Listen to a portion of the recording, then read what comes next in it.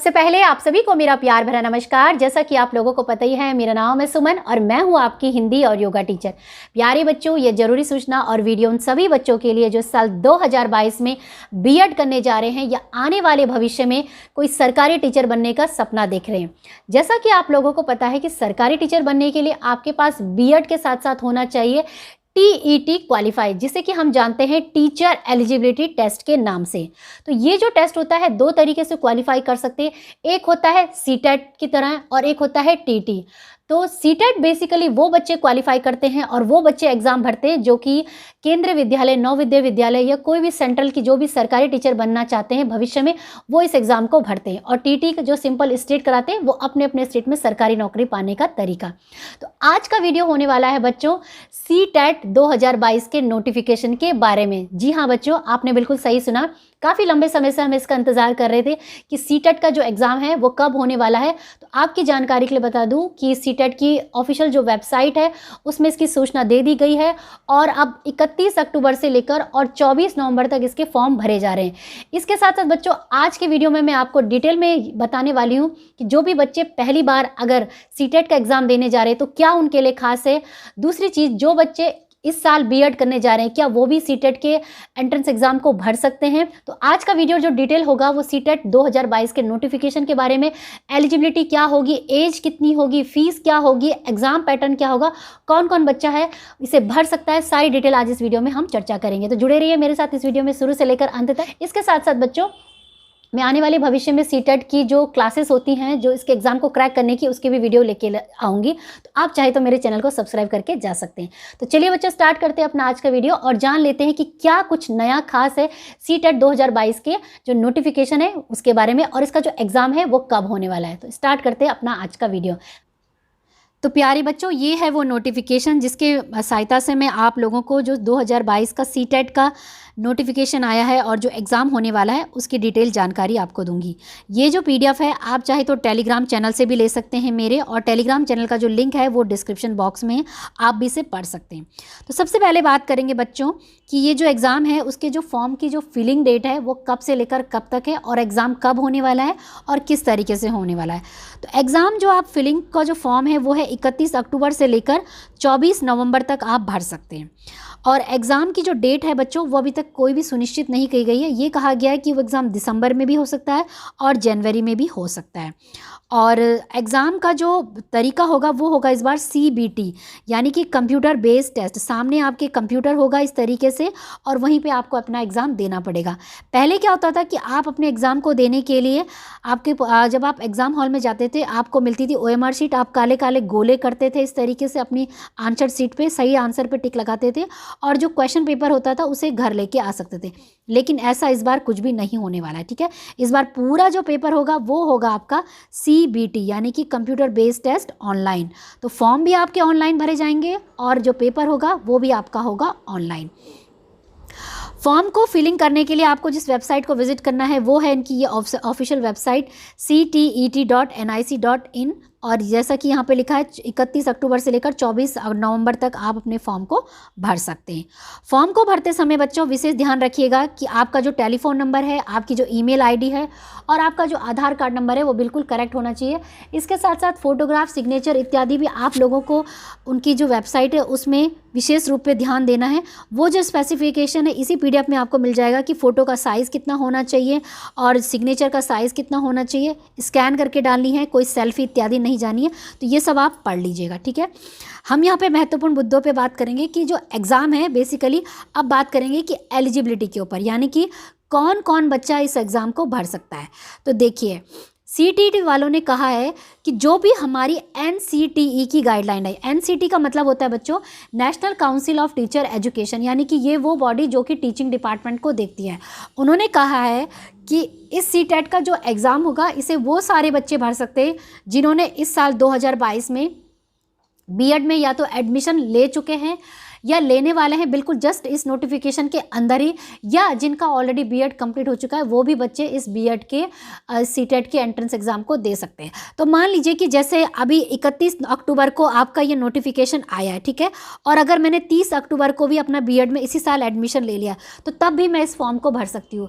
या 24 नवंबर से पहले 24 नवंबर इसकी लास्ट डेट एग्ज़ाम की, अगर मैंने 23 नवंबर को भी अपना सीटेट का जो अपना बीएड का एडमिशन है या डीएलएड का एडमिशन या कोई भी टीचिंग प्रोग्राम का एडमिशन है, अगर मैंने इस बीच ले लिया है तो उस कंडीशन में भी मैं इस सीटेट के एंट्रेंस एग्ज़ाम में बैठ सकती हूँ। जबकि होता क्या था पिछले साल तक कि अगर आपका बीएड कंप्लीट है या डीएलएड कंप्लीट है या बीटीसी कंप्लीट है तभी आप इस एग्ज़ाम में बैठ सकते हैं, ठीक है। तो अब ये एक चीज़ हमें क्लियर हो गई कि इसको वो सारे बच्चे भर सकते हैं जो इस साल बीएड करने जा रहे हैं, ठीक है। अब बात करते हैं फ़ीस की। तो देखिए बच्चों, इसकी जो फ़ीस निर्धारित होती है वो होती है दो रूप से। सबसे पहली तो फीस का जो कंडीशन है वो होता है आपके पेपर 1 और पेपर 2 के बारे में। तो पेपर 1 कौन बच्चे देते हैं? पेपर 1 जो कक्षा 1 से लेकर 5 के टीचर बनेंगे, और पेपर 2 देते हैं जो 6 से लेकर कक्षा 8 के टीचर बनेंगे, ठीक है। पेपर 1 बेसिकली 1 से लेकर 5 जाहिर सी बात है जिनका डीएलएड होगा या जिनका बीटीसी होगा या बीएसटीसी डिप्लोमा जिनका होगा टीचिंग प्रोग्राम में, वो पेपर 1 को देंगे, और पेपर 2 को वो देंगे जो कि जिन्होंने बीएड इत्यादि किया हुआ है, ठीक है। तो यहाँ पे प्रश्न आता है कि क्या जो बच्चा पेपर 1 वाला है यानी कि जिसका डीएलएड है, क्या वो पेपर 2 को भी दे सकता है? तो इसका जवाब है नहीं। लेकिन अगर बीएड वाला बच्चा चाहे तो कंडीशन होती है कि क्या बीएड वाला बच्चा पेपर 1 को भी दे सकता है? पेपर 2 तो उसने देना ही देना है, तो क्या वो पेपर 1 को भी दे सकता है? तो जवाब है जी हाँ। तो यानी कि बीएड वाले बच्चे पेपर 1 और पेपर 2 दोनों को दे सकते हैं। तो अब बात करते हैं कि फीस किस आधार पे। तो देखिए, उन्होंने कहा है कि जो बच्चे पेपर 1 देंगे चाहे सिंगल या पेपर 2 को देंगे सिंगल, तो उनकी फ़ीस होगी 1000 और 500, जनरल 1000 के लिए और SC ST OBC वालों के लिए 500।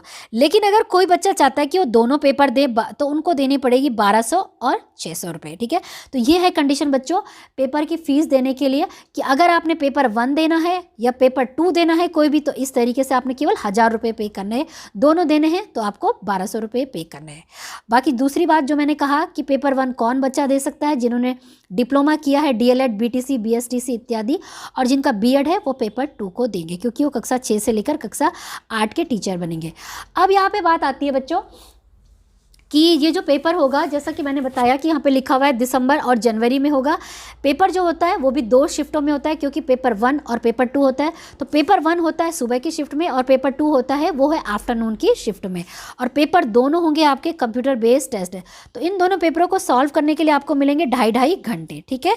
तो हर पेपर 1 के लिए भी 2.5 घंटे मिलेंगे और पेपर 2 के लिए भी आपको 2.5 घंटे दिए जाएंगे। अब बात आती है बच्चों कि आपने पढ़ना क्या है, बेसिकली किस तरीके का आपका एग्जाम पैटर्न और क्वेश्चन पेपर आपका आता है।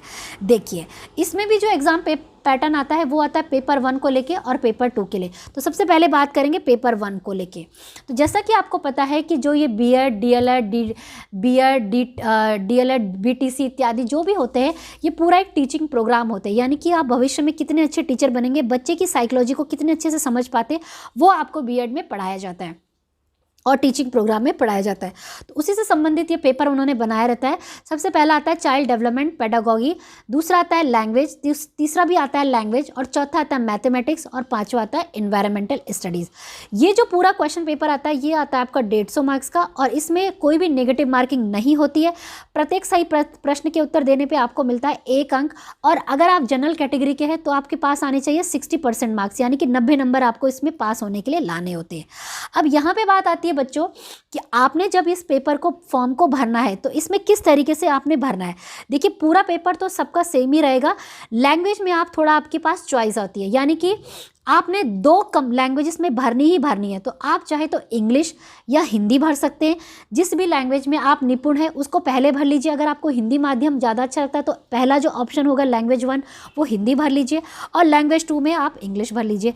इसके साथ साथ जिन बच्चों को केवल इंग्लिश आती है या कोई दूसरी लैंग्वेज नहीं आती है उनके लिए ऑप्शन होता है यहाँ पे। देखिए, तो आप देख सकते हैं यहाँ पे उन्होंने लैंग्वेज के कोड इत्यादि दिए हैं।